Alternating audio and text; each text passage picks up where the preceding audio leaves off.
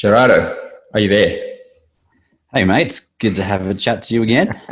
We are back on the air on the Vet Vault. Welcome back, everybody listening. We are thrilled to be back. I'm in Brisbane. Hubert's in Noosa, but he sounds like he's in a toilet. Is it really echoey? It's very echoey, but it's hilarious. You should leave that bit in. I bet you're going to chop it. Okay, I'm gonna try something. Hang on a sec. You're going to try getting out of the toilet. Is that what you're going to do? I'm Gerardo Pollard. I'm Hubert Hemstra, and this is the Vet Vault.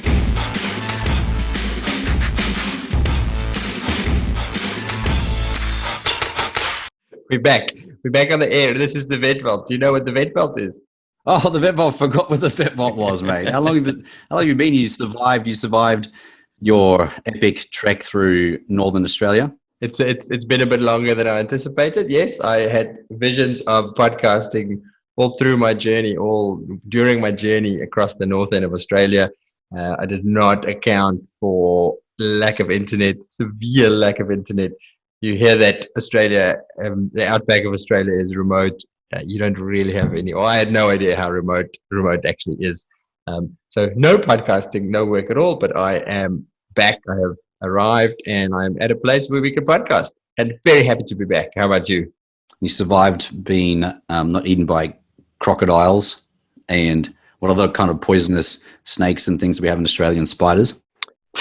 Those freaking stingers, they're the things that scare me the most. So once you get to past sort of Broome in the northwest of Australia, suddenly there's box jellyfish and irukandji, things that want to kill you in the water. There's crocodiles everywhere.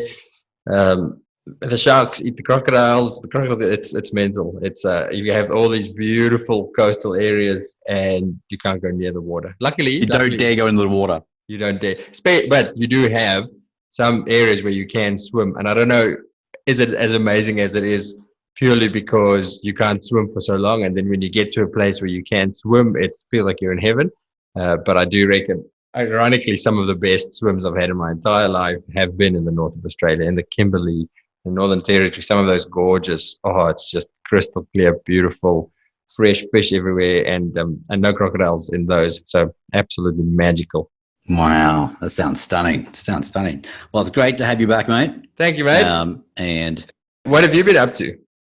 Few things while you've been away on holiday, mate. I've just been doing some work. It's been very busy in the hospitals, busier than same periods last year. So trying to get back into the swing of things with de-escalating COVID protocols and then hiring staff, and a lot of things that we normally would do 6 months in advance to seasonal busyness. We actually just we put off because of COVID. Now we're kind of scrounging. I'm fairly certain, like the rest of the Australian veterinarians and nurses and teams around Australia, that are trying to increase their staffing levels to cope with the increased number of pets that come through our hospitals. Everybody I speak to say the same thing. It's really crazy. Does anybody know why? Why are vets so busy? The pet ownership is gone through the roof. I'm fairly certain. That's my take on it. Now, what I particularly just focus on, not necessarily why, but what can we do to keep the teams steaming along, keeping them going without burnout, and trying to provide the same, if not better, levels of care than we did before. So that's the big challenge. So what have you done to prevent burnout? Because I know that, I don't know about the rest of the world, it seems like it's a global problem, but finding enough staff, vets and otherwise, seems to be a major challenge for everybody. What have you guys been doing with the increased workload to prevent burnout in your staff? We've been hiring, to be honest. We normally hire in the quiet season and during the middle of winter, and then so our team is ready to rock and roll for summer. But we didn't hire as many as we needed to because of COVID and the inability to train because we were segregated into teams. So it's kind of just been playing catch up. And I think this month, December, just this month, we've kind of got full teams, which is quite amazing. Magic. What about the Vet Success Academy? How's that going, man? You've been throwing a bit of clinical stuff in there as well. Yeah, we started clinical. So we've done 3 months of Vet Success Academy clinical, which is The first month was on splenectomies and some medical cases as well, and xylitol toxicity. And then we did a month on GDVs, and then we did the last month was all about seizures and dystocias. So we've had incredible feedback from people around the world, and now this month is on interception. So we take we've got years of footage, and now we're going back through the footage and breaking down surgery step by step and pro tips and things to do, things not to do. So I think there's like an hour and a half of video just on GDVs, which is really cool. So, and the same was probably a bit less for cesareans, but it was great, and I love working on it because I learned so much from it, as well as presenting. And also the feedback is very rewarding too, knowing that we've created something which people find incredibly useful. So, but the performance side is going great too. We just did our finishing the year strong, and that was a live cast where we focused on trying to finish 2020 with a bang, because generally people get to December and take their foot off the pedal, but this is, when you get to December, you should keep your foot on the pedal, because it's like driving around a racing track. You don't take your foot off the pedal when you're heading down the home straight. So that's December, which is the home straight. So you keep your foot down and finish off and make sure you finish everything that you want to achieve in the year. So that was a special live cast just for that. And then I feel like I need to start doing something instead of finishing. You need to put your foot back on the pedal. I've got to start the engine somehow, man. Yeah, but you've had a bit of a career break, mate. So yeah, exactly. And having said that, and it's one thing that which I don't know if you really realize it, but having the time off. And, the difficulty has been finding a place to live, because I wouldn't rent a house to you either, mate. So, but somehow you found somewhere to live. The necessity that came around, like not taking action on something you really wanted to take action on. Yeah. So now you have this incredible drive, motivation to push through, right? And to get things started again, but you wouldn't have had that if you didn't take that time. But also that time was time with family, mate. So yeah. I tease. I can't recommend highly enough for anybody to, if you can at all, or work towards taking an extended break from your everyday life, no matter how much you love it. Look, I don't hate what I do. I love doing the podcast. I really wanted to keep doing it. But having said that, being forced to just step away from it and really just being present, being saying, well, there's nothing else on my mind right now, because there's no point thinking about the next podcast or thinking about the shift from the other night or what are we going to do, is just to say, well, especially because we camp, just to go, well, every day is where we're going to sleep, get the camp going, what are we going to eat, and where we're going to go and explore. And that mental space that you get, especially if you're stuck on something or stuck in a rut, or you reconsidering a career, or wondering, are you doing what you're meant to be doing? It's magic. It really, you do get to know yourself a little bit. It's challenging with kids, I'm not going to lie. That's much hard. People say, how's the holiday? I go, it wasn't really a holiday. It was an adventure, but it wasn't much of a holiday. But just having that mental space and learning new things and exploring and finding out things about yourself that you'd long since forgotten. Definitely worth doing. I can't see Gerardo ever doing it. I was just thinking then about how long you should take off, and I just realized that I think it's incredibly in like an individual kind of feeling. So I got about 4 days off doing stuff that I love doing. I like Vet Success Academy or AES work. I started to go like, oh God, I got to do some. Whoa. I can tell you, I don't think it's that individual. You need to. So you got your week holiday where you literally, let's say you go on a holiday for a week. You go, okay, I'm going to do some fun things. I'm going to sleep a bit. I'm going to read a bit. But it's that in itself is a planned activity. It's getting away, recharging, and you need those. At the 2 week mark, you start getting edgy. You're like, I need to get back to work. I'm feeling a bit useless, because you don't know yourself. You don't know what you do with your time if you don't have these other things to chase. It's literally, and it sounds ridiculous, people listening to this will go, how the hell am I ever going to have more than a month off? It's only at about the month mark where you get into that rhythm of, this is everyday life. What's happening in my mind that's not focused on something else? And you start noticing things around you or about those around you. And again, you're about yourself. You bump into things about yourself that you might not want to bump into. But I think sometimes it's important to explore that. So this is going to be my new mission is going to be to get Gerardo to take an extended break. I took a month off when I went to Nepal and trekked to Everest Base Camp. Yeah. And I was edging to come back to work at the end of that. I was like, saw some incredible things, life-changing moments. Seeing the sunrise over Everest was just like the most humbling experience. And it was one of the triggers for me, which made me want more in my own life. I felt so small. I felt that all the things that I've achieved, not in a demeaning way, but the things that was the significance that I added to things, the drama potentially that I added to things, I just felt like as if that was nothing and I had so much more to contribute. And that was a life-changing moment for me. The mountain is so freaking big, dude. Well, I was at 5,600 meters, could barely breathe, and that thing is another 3,300 meters up in the air. It just dominates the sky like no mountain you've ever seen before. It's incredible. I that's awesome. I like that a lot. I had a similar thing with Australia, specifically the north of Australia, but not so much in terms of grandeur. Like the mountain is grandeur, more in terms of ancientness, of a sense of immense oldness and time. You have these cultures. So you go to the Northern Territory and to the Kimberley, and you really bump into the Aboriginal culture of Australia.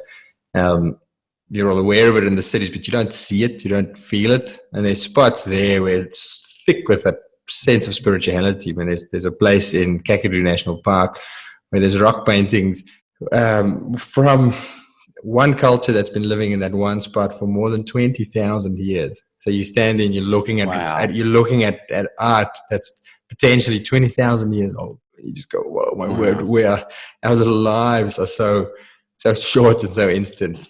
I would recommend anybody who ever has the chance to explore the north of Australia. If you can tear yourself away from the beaches and the forest, and that is to go up there. And it's tough. It's not easy traveling. It's hot, and it's, as I said, it's very remote. It's a strange feeling. It's seriously realizing that this is the water that I have. When this runs out, if I don't get to the next stop, well, there's no more water. Even that in itself puts things into perspective a little bit. But yes, lovely, amazing.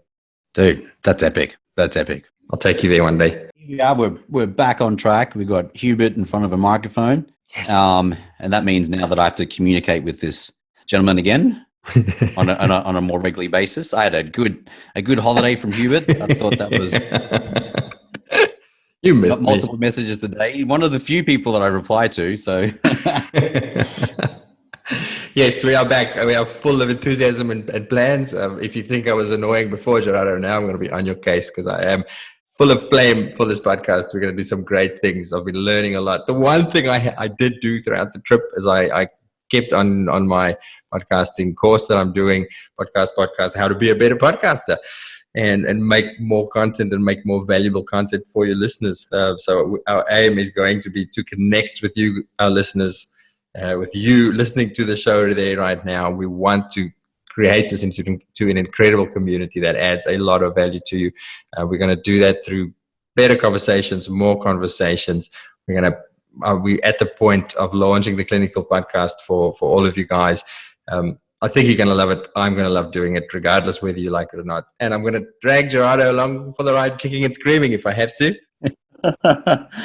No. I actually really love the clinical podcast because I learned so much more about like the other fields, and also it keeps me up to date with the emerging things and sometimes even the most common things. Yeah, totally. Well, I get the added benefit of when I edit it, so because I listen again and then I do the show notes for it, and so I'm it's the most continuing education I've ever done. It's incredible. I'm going to be very smart at the end of all of this. So we're super excited about that. So we just wanted to say hello before we launch the next official episode. I just wanted to say we're back, we're ready. And I thought I'd just share. So when I got back to the land of internet and technology last week, I started going through all the thousands of emails that I haven't read, including emails for the podcast. I apologize anybody if I've missed any correspondence or didn't get back to you. It's not because I was rude. It's just because I couldn't do it. I've been telling people that you were killed by a crocodile, mate. So people will message me, is the vet vault coming up again? Is there going to be a podcast? I'm like, Hubert got eaten by a crocodile in Northern Territory. And I'm, I went a bit Crocodile Dundee. Went a bit off to the. I've been shaving with a knife and all of that. But I found one email listener feedback that really surprised me, but in a nice way. And I thought I'd share it with everybody listening in case you need this, because I think a lot of us need to hear this. I certainly do. I'll tell you about the. Well, let me read you the email. It's not a veterinarian. I just presume that everybody who listens to the podcast is a vet or somebody closely related to the vet profession. But I've got this one. I'm emailing to say thank you for your fabulous podcast. So good taste, obviously. That's a good start. I found your podcast only a few months ago, and I've enjoyed listening to it ever since. I've no vet background, but I've been a pet mum all my life and sadly lost my beloved cat just a few weeks ago. Then she goes on to tell us about the cat had chronic kidney disease, and it was in researching about the cat's disease that she was looking for resources, and she found podcasts, and then she found a few veterinary podcasts, and finding the life and work of veterinary surgeons and nurses very interesting, and it led me to listen to yours. I've been deeply moved by the kindness I've been shown by my cat's vet and her practice. And since she died, I've written to thank them personally for all the remarkably special things they have said and done that have meant so much to me at such a difficult time. My cat was my soulmate, and losing her has and is unbearable. But what I have found remarkable is how much kindness and compassion there is in your profession. I feel that kindness from your podcast and the people that you speak to. And I wanted to reach out and say that having suffered from mental health issues over the last few years, to the point of having to leave my old career and now being on a journey of recovery, I'm drawn to consider a new direction and working with animals surrounded by such caring people. And to me, I read that and I just went, we talk about it. We're also used to the profession, how we are with people, and there's still a lot of negativity about clients and unappreciative clients, and I feel it. I feel when you put everything in and you don't get a lot of thanks, and then to get something like that is I just found it really moving to go that people do really care, and when we are being at our best for them, it really does make a difference. And I replied to her. I said, that's an incredible letter. Thank you so much. And thank you for taking the time to say thanks. And also thank you for taking the time to say thank you to your vet. I guarantee that you made your vet's day. And she said, oh, good, because they never replied, which is a lesson to me because I almost never reply to thank you cards from clients. That's going to change. She wanted to know, well, I think it would have meant a lot for her to know how much it meant to a vet to have a thank you card. But the reason I wanted to say it on here is just to remind people, I struggle with it often to say, well, what's the point of what we do? Does it really matter? I mean, there's so many problems in the world. What does it matter if you save one cat or help one cat? You don't even save it. That's the point right there. It's just that it means so much to so many people. And when you do it with love and with kindness, it means even more. So keep doing what you're doing. Keep your chin up. It means a lot to everybody. That's a really moving message there. And I really appreciate, don't know her name, but I really appreciate you if you're listening to this. Johanna, sorry, I never said. Johanna, if you're listening to this, I told you I was going to tell everybody about you.